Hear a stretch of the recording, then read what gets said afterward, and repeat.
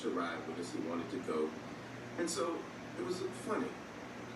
Me on the back of the bus with Reverend Jesse Jackson, Jim Clyburn, John Lewis, Emmanuel Cleaver, Benny Thompson, other civil rights leaders. And my first joke was why we're on the back of the bus, and they were like, it was by choice.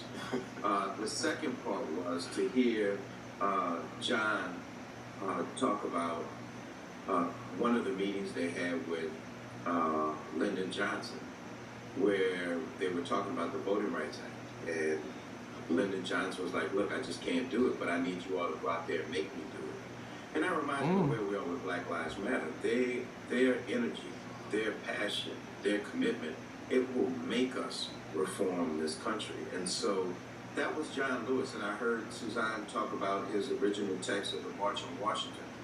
I want you to know, and I want anybody, everybody really, to go Google his original text versus the text compared to the text that he actually delivered.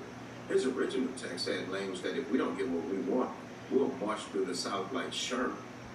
So John was the activist of his time, and the youngest speaker at the March on Washington, and by far probably the most militant speaker at the March on Washington.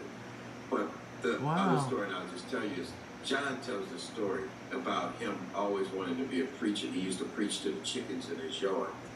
That was vintage John Lewis, because I was sitting there like, man, what did you do?